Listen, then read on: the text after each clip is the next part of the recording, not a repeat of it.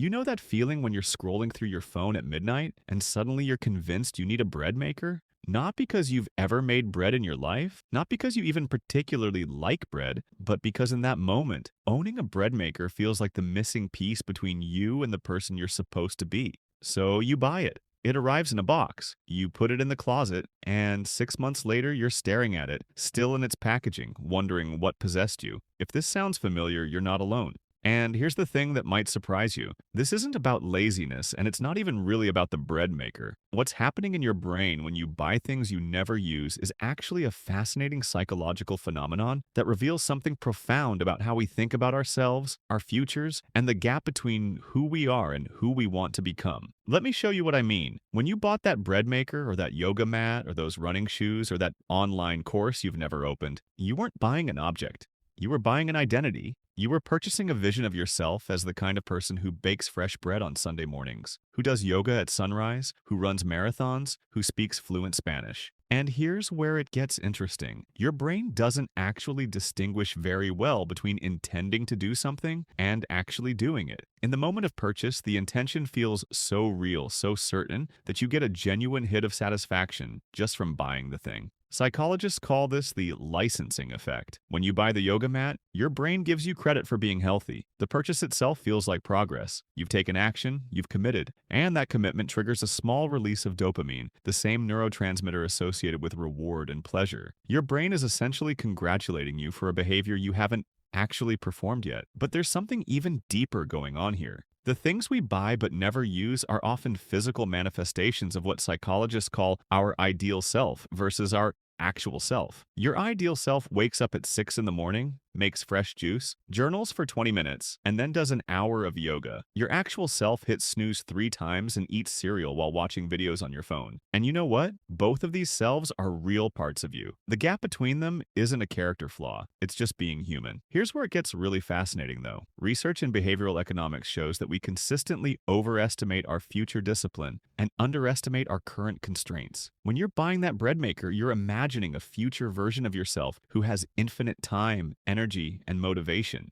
You're not accounting for the fact that Tuesday night you'll be tired, that you'll have a work deadline, that making bread actually takes 3 hours you don't have. You're making a purchase decision based on an idealized future that doesn't account for the messy reality of actually being you. Think about it this way. Every unused purchase is a little time capsule of hope. It represents a moment when you believed in a different version of your life. And there's something genuinely beautiful about that, even if it's also a little bit sad. You wanted to be someone who plays guitar, so you bought one. You wanted to be someone who paints, so you bought supplies. These aren't failures. They're evidence that you're still dreaming, still imagining possibilities for yourself. But let's talk about why this pattern persists, even when we know intellectually that we're probably not going to use the thing we're buying. Part of it comes down to something called present bias. Your brain is wired to prioritize immediate rewards over future costs. In the moment of purchase, the immediate reward is the fantasy, the possibility, the feeling of taking action. The future cost, the actual work of using the thing, feels distant and abstract. Your brain discounts it. It's the same mechanism that makes you eat the cookie even though you want to lose weight, or stay up late even though you know you'll be tired tomorrow.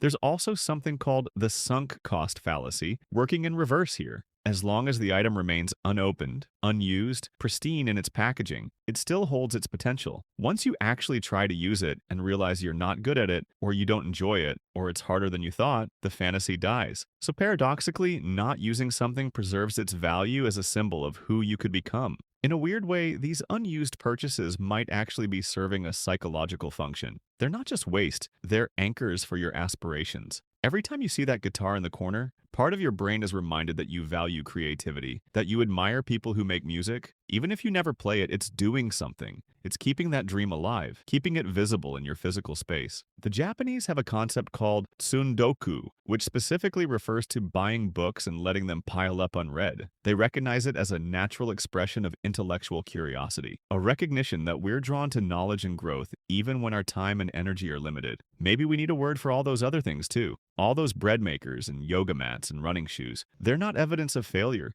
They're evidence of hope. Now, I'm not saying you should go out and buy a bunch of stuff you'll never use. That's not the point here.